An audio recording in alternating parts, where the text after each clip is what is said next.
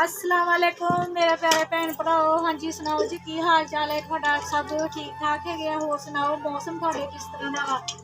धुप धुप निकल रही है कि नहीं? अल्लाह का शुक्र, अल्लाह का लख लख बारी शुक्र। अज साढ़े घर धुप निकली है, साढ़े घर नहीं साढ़े जान के एरिए च साढ़े शहर के अज धुप निकली है।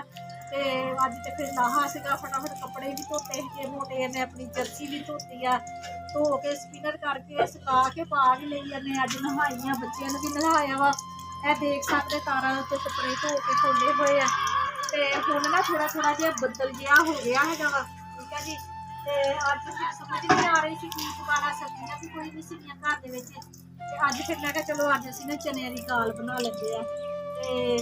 ते पा लिया होया वा कुकर दे विच, ते प्याज असीं विच शामिल कर दिते हैगे आ, ठीक है जी।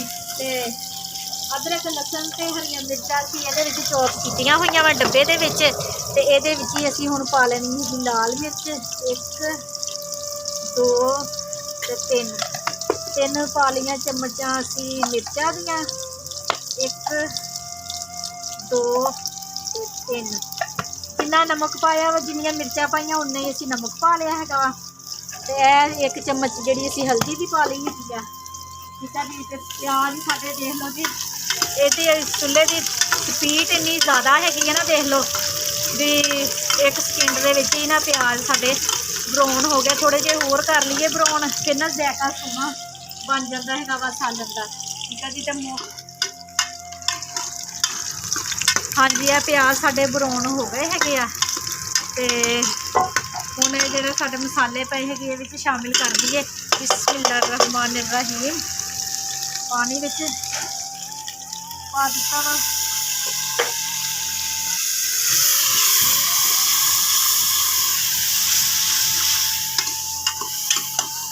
मसाले नूं अच्छे तरीके दे नाल भुन लईए। भुन के ते फिर असीं ना पानी पावांगे विच।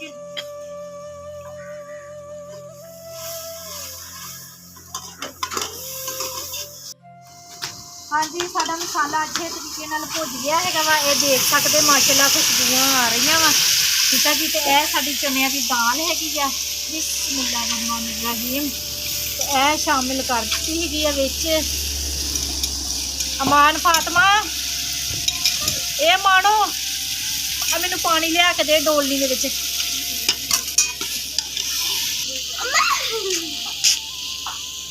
हाँ जी मसाले के विच असीं दाल नूं भुन लिया वा, ते हुण पानी पा दईए। बिस्मिल्लाहिर्रहमानिर्रहीम।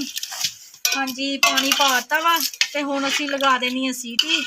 तकरीबन 5 मिनट वास्ते सीटी लगा देनी है, तो फिर खोल के देखते हैं असीं अपनी दाल का हाल। हाँ जी माशाल्लाह साडी दाल बन के तैयार हो गई है, ठीक है जी।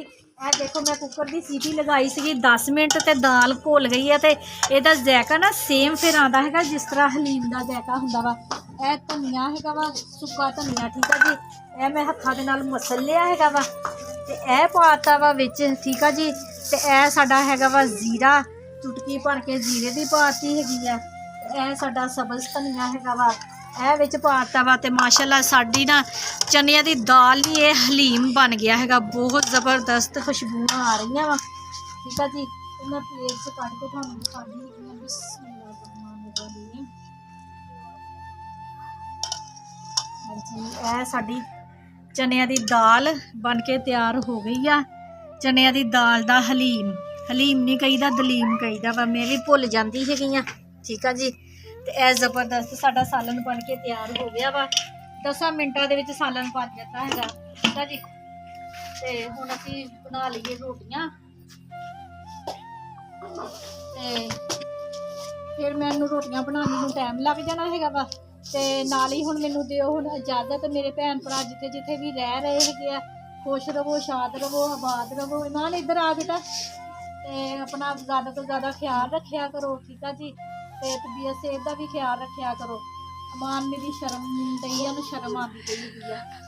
मेरे भैन भरा मेरी मम्मा दी वीडियो ज़्यादा देखे, मेरे ओनू लाइक करिया, सब्सक्राइब अमान नूं कहदा जिदा चाबी देती अमान आजा कुछ सुना ही दे। मेरी अमान फातमा बड़े तेज हैगी है, गाने भी गाती, नाता भी पढ़ती है, शेरो शायरी भी करती है। अमान कोई शेर सुना दे। कि वो ऐसा मुस्कुराए, हम हो मुस्कुरा बैठे। अभी हम होश में आने वाले थे, वो फिर मुस्कुरा बैठे। वाह भाई वाह, वाह भाई वाह। ਮਾਨ ਸਾਡੀ ਸਾਰਾ ਦਿਨ ਲੱਗੀ ਰਹਿੰਦੀ ਹੈਗੀ ਆ, ਠੀਕ ਆ ਜੀ।